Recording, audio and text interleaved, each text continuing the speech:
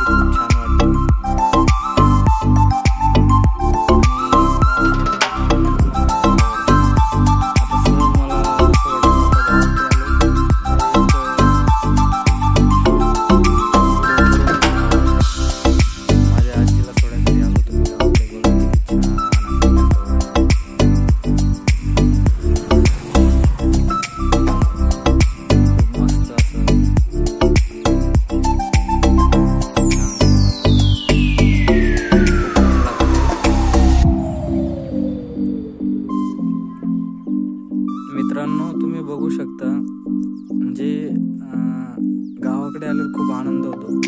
आणि त्यातल्या त्यात आमच्याकडे बागायती शेती नव्हती. आता खूप बागायती एरिया झाले असल्यामुळे आता खूप आनंद वाटतो की उन्हाळ्यात सुद्धा इकडे हिरवगार दिसतंय. तर मी खास करून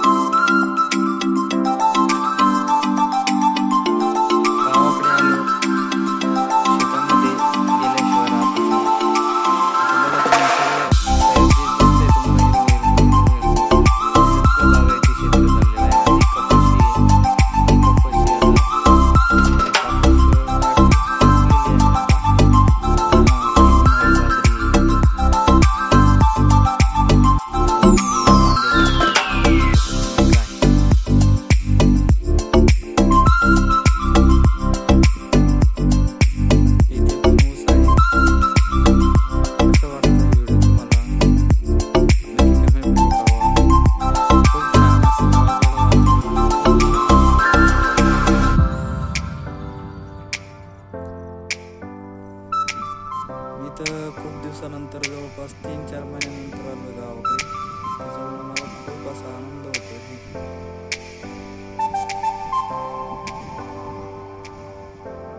आणि गावाकडं वातावरण बघून तर अजूनच खूप छान वाटतंय. एकदम एक्साइटेड वाटतंय सगळं पाहण्यासाठी.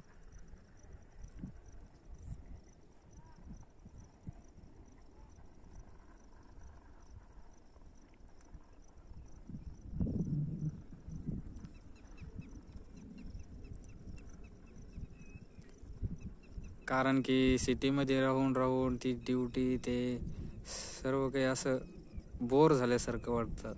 आणि काहीतरी नवीन म्हणजे गावाकडे आल्यावर तर असं वाटतं इतकं छान वाटतं ना. तुम्हाला कसं वाटतं ते कमेंटमध्ये नक्की कळवत जा. आणि व्हिडिओ कसा बनवला ते पण कमेंटमध्ये सांगा. आणि कोण कोण गावाकडे जातं सुट्ट्यांमध्ये ह्याच्यामध्ये ते पण सांगत जा.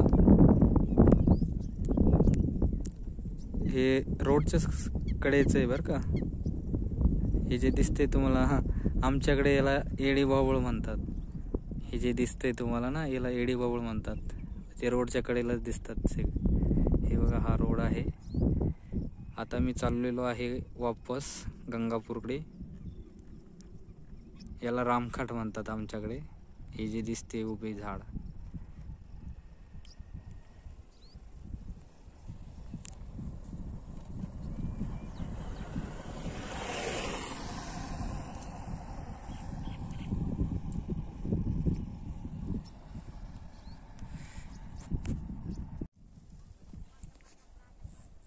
चला मित्रांनो, कसं वाटलं माझं गावाकडं तुम्हाला, म्हणजे उन्हाळ्यामध्ये पण वातावरण बघून कसं वाटलं ते नक्की कमेंटमध्ये कळवत जा. आणि व्हिडिओला लाईक कमेंट शेअर नक्की करत जा. खूप मला तर हे तर खूप छानसं वाटतंय. हे निलगिरीचे झाड आहे बरं का. आमच्याकडे याला निलगिरीचे झाडच म्हणतात. छोटे छोटे आहे अजून, बघा तुम्ही, छान वाटतंय.